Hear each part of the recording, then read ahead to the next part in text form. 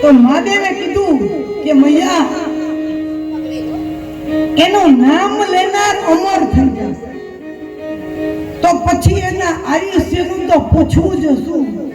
એનું આયુષ્ય એટલું લાંબુ હશે કે વાંકાનેર ગામમાં જીનપરા ખાતે પાર્થવત હનુમાનજીના આંગણે એક શિક્ષક મીનાબેન એની કથા કરતા હશે કળિયુગમાં, એટલું લાંબુ એનું આયુષ્ય છે.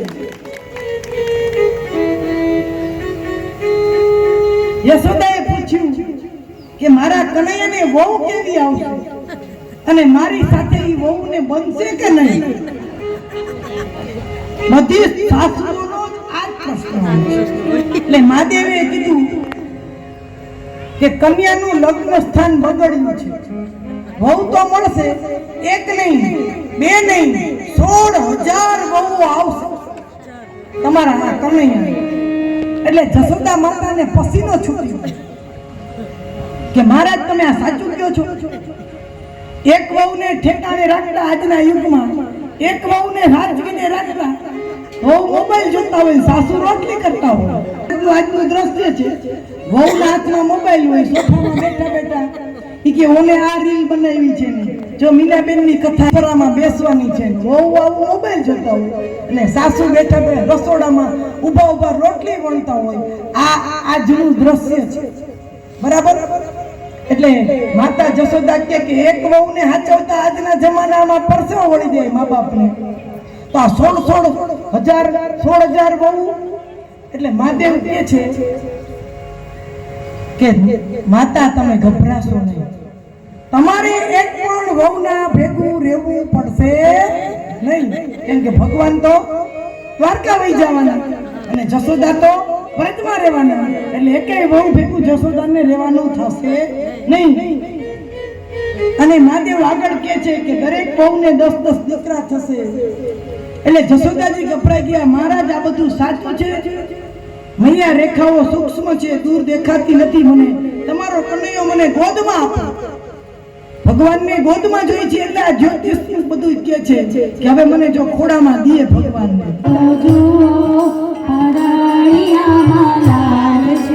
ભાવ સુનાની સોટી ધરતી રાતા મોટી જુઓ ઝૂલો